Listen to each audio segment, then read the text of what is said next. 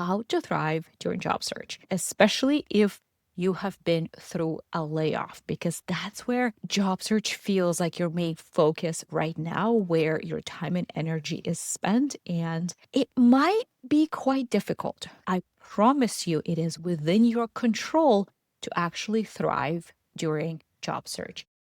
How do you thrive during job search? That's exactly what we're going to talk about today. Now, when I say this, I recognize that for a lot of you, the idea that you can be thriving while you're job searching sounds insane because for most people, job search is hard. The whole experience is very difficult and you hate going through it. So, I do believe that it is possible and it is within your control to make the experience a lot more enjoyable than what you have experienced so far. And you can actually thrive while you're job searching, despite specifically what is going on. So, whether you went for an interview and you got rejected, whether you applied for your dream job and that didn't go through, whether you've been networking and the right people haven't responded yet, and there's a lot of doubt that's coming up for you. No matter what specifically is happening for you right now, I promise you it is within your control to actually thrive during job search. And I specifically want to point out that this is an episode that I would love for you to listen to, especially if you have been through a layoff, because that's where job search feels like your main focus right now, where your time and energy is spent. And it might be quite difficult. So, how to thrive during job search? I'm going to share four very specific steps. I'm going to make this episode quite short, concise, actionable, so that you can make a change within the next 20 minutes and really start seeing how differently you are experiencing job search. All right, are you ready? Number one, I need for you to let go of what you cannot control. Now, as humans, it is normal for us to want to know the outcome, to want to know what's coming next, to want that control, especially if you are ambitious, if you are type A, we want that control, we want that predictability. Now, when it comes to job search, and I know you know this, but this is a reminder that when it comes to job search, there are factors that are simply outside of your control. Simply put, a group of other people you probably haven't met before is making this decision to hire you. So it's not just you doing all the right things to get the result, but this group of other people, and they're humans, they make mistakes, they're biased. So this other group of people needs to make the decision to hire you. On top of that, they're also interviewing other people. And you again have no control who those other people are and what experience they have. So all of those factors are outside of your control. Plus, the exact opportunity that is the right opportunity at the right company being open when you need it is also outside of your control. The timeline for how fast that process will happen and go through is also outside of your control. So, I need for you, as you're going through this process, to remind yourself that there are a lot of things in this process that are outside of your control.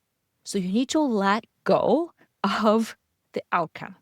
And all you can focus on is things that you do control. Because remember, you can influence the outcome of your job search, but you cannot fully predict the outcome and when and exactly how it will happen. So, you need to focus on the things that are within your control. So, on your inputs, and it's something that we talk about with our clients every single week. Are your inputs good? Do you feel good about your inputs this week? Then you had an amazing week. Because outputs, you influence them because you influence the inputs. But the exact outputs and what they will happen, you don't control.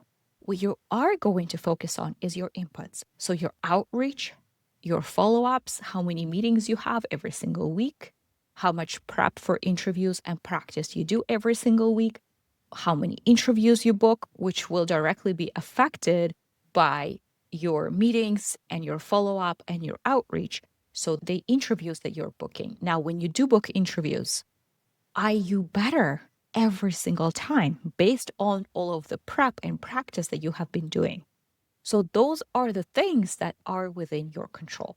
So, every single week, get obsessed with your inputs. All right. And then let go of what you cannot control. I know this is very hard, but continue reminding yourself this I cannot control. My inputs, I can. So, I'm focusing very intentionally all of my thoughts and energy on my inputs. All right. Number 2, choose intentional thoughts. Now, if you're here and you're job searching and all you're thinking about all day, every day is this job market sucks. Layoffs are happening left and right. This is impossible. Employers are this, employers are that. Oh, they're making me go through all of these rounds. Oh, another rejection. Oh, I just heard this person got laid off. Oh, and as I'm just saying those words, I don't want to do anything. I just want to be sad, feel sad, sit on the couch, eat ice cream, cry, and not really do anything. Now, those things might be true. The market might be more challenging and more competitive than it was 5 years ago. Layoffs might be happening. So those things might be true. But if those thoughts are on repeat in your head, they're making you feel awful. And as a result, you either don't take action, or when you take action, they're coming from that place. They're fueled by that energy and those thoughts. So your actions are not inspired. They're not coming from that excited place. They're not coming from the best version of you. So those thoughts are not serving you. And I offer you that you are in control of your thoughts. You don't have to take those thoughts as facts at face value. It's just thoughts that your brain offers you. You can choose different thoughts. In fact, I offer you to reflect back at a time where maybe there was a point in your life where you were excited about job search, where you were excited about a job interview, where you felt, oh my goodness, how exciting. I'm going to look for my next chapter. Let's see where this takes me. Oh my goodness, someone just responded to me on LinkedIn. This is someone at my target company. Yes, this is working. I'm making progress. Oh, I just booked a meeting with a senior executive. Oh, let's see what I can learn from them. Let's see what their team is doing. Let's see if there's an opportunity there. Oh, how exciting. Oh, I just booked an interview. Oh, let's go. Let's do it. So, this is really hard work to continue to be mindful of what's going on in your head, to pause yourself, to actually choose other thoughts, and to play those positive thoughts and those thoughts that actually serve you for yourself so that you feel better going through this experience. And when you feel better, again, your actions are different. They're coming from a different place, and you'll take more action. You'll take better action. So choose intentional thoughts. Number 3 is more tangible, I would say. You're going to treat yourself the way you would a friend who is going through a tough time. For example, let's say you have a friend who is going through something. Would you just let her be? Or would you check in with her? Would you make sure that she is getting out of the house? Would you make sure that she is eating well? Would you invite her for a walk? Or would you invite her for a fun workout? Would you bring her a treat? Would you invite her to go get your nails done? So treat yourself that same way. What I actually have found is that with job search, and I'm actually when I'm reflecting on my own journey, I was guilty of that as well. When I was job searching, I felt like I didn't deserve to go out for dinner with a friend or to go do something fun because well, I haven't found a job yet, so I really need to focus on my job search. While you know that, again, if your friend is working on something that's difficult or is going through a tough time, they need that extra care, that extra support. So be that for yourself. Fuel your own cup. All right. And finally, number 4, you're going to get a hobby. Now, what I mean by that is that you need to have something in your life. And this is especially so important if you have gone through a layoff and you're not working right now, because it feels like your whole life is focused and concentrated on job search. So you need to get a hobby. You need to find a way to be preoccupied with something that has nothing to do with job search, LinkedIn outreach interviews, offers, and something that takes you away from your phone. Because trust me, your phone is only adding to your anxiety and is definitely not benefiting your mental health.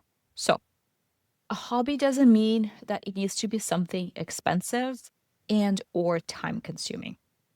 It just needs to be something that requires you to be preoccupied and not be on your phone, on your computer, and in your thoughts. So for me, for example, it's tennis.